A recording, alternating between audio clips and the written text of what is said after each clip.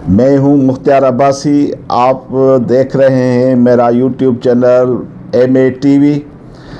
आज हमारे साथ मुल्क के मशहूर कानूनदान और आईनी माहिर जनाब बैरिस्टर ज़मीर घुमरो साहब हमारे साथ हैं। आज इस करंट सिचुएशन पर, करंट अफेयर्स पर जो बात हो रही है सारे मीडिया में, हम भी उसमें अपना जो है वो ओपिनियन देंगे और ज़मीर घुमरो साहब भी उसमें अपनी राय देंगे। तो ये बहुत बड़ी अहम एजेंडा है, अहम मौजू है। आप दोस्तों से गुजारिश है कि इस बात को आप ज़रूर सुने, क्योंकि ज़मीर घुमरो साहब जो हैं वो मुल्क के मशहूर कानूनदान और आइनी माहिर है। उनसे उनकी जो बात होती है वो बड़ी वैलिड और आइनी बातें होती हैं। तो हमें उनकी बात पर गौर से उनकी बात सुनना चाहिए।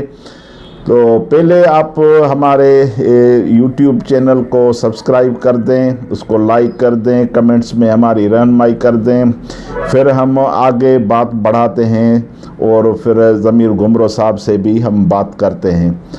अभी बात ये है कि कल सदारती आर्डिनेंस निकाला गया है, जिसमें ये कहा गया है कि जो सेनेट की इलेक्शन है वो ओपन बैलेट पर वो इलेक्शन होगी और उस पर जो है ये सदारती हुक्मनामा जारी किया गया है। तो उस पर कानून क्या कहता है, आइन क्या कहता है कि आया जो सेनेट की इलेक्शन है वो ओपन बैलेट पर हो सकती है या नहीं हो सकती। इससे पहले आपको याद होगा कि सेनेट के चेयरमैन की जब इलेक्शन हुई थी तो वो भी सीक्रेट बैलेट के तौर पर इलेक्शन हुई थी। तो अभी अचानक इस PTI गवर्नमेंट को क्या ज़रूरत पड़ गई कि उन्होंने ये आर्डिनेंस निकाला। आर्डिनेंस एक पार्लियामानी जमहूरी हुकूमत में, जहाँ पार्लियामेंट नेशनल असेंबली मौजूद है, जहाँ सेनेट मौजूद है, वहाँ सदारती आर्डिनेंस निकालना ये जमहूरियत की बड़ी मजाक है।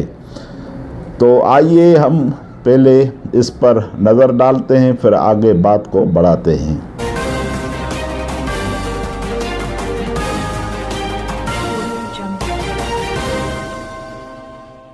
से निकाला गया है कि सेनेट की इलेक्शन जो होगी वो ओपन बैलेट के जरिए होगी। तो इसके क्या आईन में कोई गुंजाइश है, कोई कानून में गुंजाइश है, या ये ऑर्डिनेंस के जरिए ये हुकूमत चलाएंगे और इलेक्शन भी कराएंगे और सारा सिस्टम ये करेंगे? देखिए, ये शुरू से आइन के आर्टिकल 26 में 226 में ये लिखा हुआ है कि वजीर आजम और चीफ मिनिस्टर की इलेक्शन के अलावा तमाम आइन के तहत जो भी इलेक्शन होंगे वो सीक्रेट बैलेट के जरिए होंगे। ये आइन में जो है वो बिल्कुल क्लियर है कि सेनेट का इलेक्शन थ्रू सीक्रेट बैलेट होगा। अभी आइन को तरमीम करने के लिए 2/3 मेजॉरिटी चाहिए बोथ हाउसेज ऑफ पार्लियामेंट में। तो अभी आइन को तब्दील करने के लिए ये कौन सा तरीकेकार है कि प्रेसिडेंशियल ऑर्डिनेंस जारी किया जाए। ये तो एक जो है वो आइन को सबवर्ट करने की बात है। इस पर तो आइन में आर्टिकल 6 में लिखा हुआ है कि जो भी आइन को सबवर्ट करेगा थ्रू अनकॉन्स्टिट्यूशनल मेथड्स, उस पर आर्टिकल 6 लगेगा। तो मेरे ख्याल में आइन जो है वो सबके लिए जो है वो मुतबरक है और उस पर जो है वो सारे जो ऑफिस होल्डर्स हैं वो ओथ लेते हैं और उससे इस तरीके का बूढ़ा मजाक मेरे ख्याल में हमने किसी हुकूमत की हिस्ट्री में नहीं देखा है कि ये आइन को जो है वो ऑर्डिनेंस के जरिए तब्दील किया जाए। आइन को तब्दील करने के लिए आइन के आर्टिकल 239 में क्लियरली लिखा हुआ है कि 2/3 मेजॉरिटी के जरिए जो है वो उसमें तरमीम की जा सकती है। तो इनको सिंपल मेजॉरिटी भी नहीं है और उन्होंने पहले हसन के आइलैंड्स पर जो ऑर्डिनेंस निकाला था और आइन को तब्दील करने की कोशिश की थी, आर्टिकल 1 को, आर्टिकल 172 को। अभी दूसरा ऑर्डिनेंस ये निकाला है कि सेनेट के इंतखाबात को सीक्रेट बैलेट के जरिए न कराया जाए और उस ऑर्डिनेंस के जरिए आइन को तब्दील किया जाए। ये कहाँ लिखा हुआ है? सही। अच्छा जमीर साहब, जब चेयरमैन सेनेट की इलेक्शन थी तो उस वक्त तो पीटीआई को ये जरूरत नहीं पड़ी कि ओपन बैलेट के जरिए जो इलेक्शन की जाए, तो अब क्या उनको ऐसी जरूरत पड़ गई है कि ओपन बैलेट के जरिए इलेक्शन की जाए और सीक्रेट बैलेट के जरिए जो है वो इलेक्शन नहीं कराई जाए? ऐसी ऐसी कौन सी बात है? देखिए, ये जो इश्यू है ये पुराना है आइन में। आपको याद होगा कि मियां नवाज शरीफ की हुकूमत ने 1997 में आइन में 14वीं तरमीम की थी, जिसके तहत आइन में आर्टिकल 63A डाला गया था और उसमें ये लिखा गया था कि जो पार्लियामेंट जो लेजिस्लेटर होगा वो पार्लियामेंट में या सूबाई असेंबली में वो पार्टी हेड की डायरेक्शन के तहत अगर वोट नहीं करेगा पार्टी को, तो उसको जो है वो नाअहल किया जा सकता है, आर्टिकल 63A। तो उस जो है वो तरमीम के खिलाफ जो 14वीं तरमीम थी, बड़ा तूफान उठा के आइन के अपना लेजिस्लेटर्स जो हैं, जो पार्लियामेंटेरियंस हैं, उनका फ्रीडम ऑफ एक्सप्रेशन छीना जा रहा है और उनके जमीर पर जो है वो पाबंदी लगाई जा रही है। उसके बाद वो जो आईनी तरमीम थी 14, वो खत्म कर दी गई और पार्टी को सिर्फ कौमी असेंबली में 3 वोट और सूबाई असेंबली में 2 वोट दिए गए कि ये पार्टी के वोट हैं। फॉर एग्जांपल जो है वो पार्लियामेंट में आईनी तरमीम है, फाइनेंस बिल पर वोट है, प्राइम मिनिस्टर के इलेक्शन पर वोट है और उसके खिलाफ कॉन्फिडेंस और नो कॉन्फिडेंस की मूव का वोट है। ये 3 पार्टी के वोट हैं। बाकी में जो है वो मेंबर्स आजाद हैं। इस तरह से सूबाई असेंबली में चीफ मिनिस्टर की इलेक्शन का कॉन्फिडेंस और नो कॉन्फिडेंस का वोट है और उसके अलावा जो है वो फाइनेंस बिल या बजट का वोट है।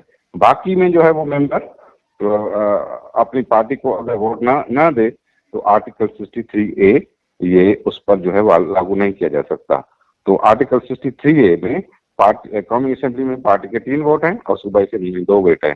ये इस वजह से आफ्टर कंसिडर्ड ओपिनियन रखा गया कि ये 1997 में जो 14वीं तरमीम की थी मियां नवाज शरीफ ने कि पार्टी जो भी लेजिस्लेटर पार्टी को वोट नहीं देगा वो डिस्क्वालीफाई तस्वर होगा।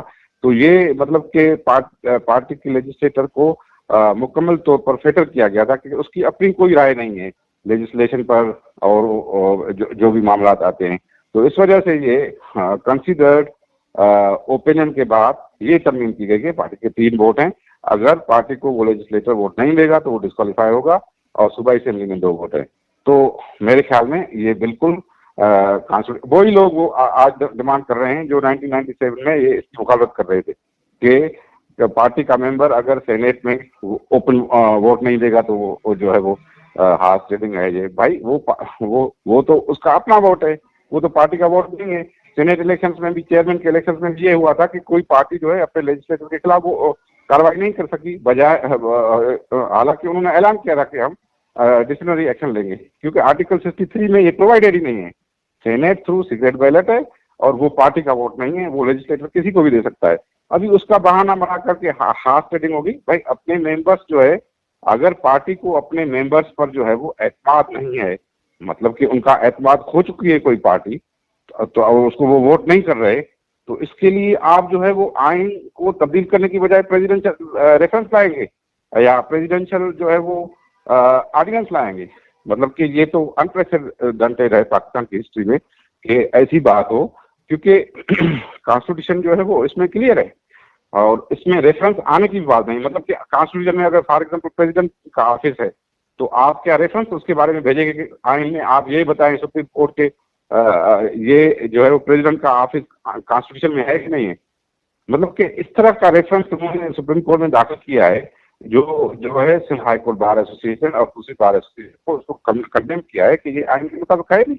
आइन में ये क्लियर है कि सीक्रेट बैलेट के थ्रू आर्टिकल 226 के तहत सेनेट का इलेक्शन होगा और उसको अगर तब्दील करना है तो आप आइन में तब्दील लाएं। अगर आपके पास में जाती है, कोई तरीका और नहीं है। ये प्रेसिडेंशियल ऑर्डिनेंस बिल्कुल गैर कानूनी है। थैंक यू, मेहरबानी जमीर साहब।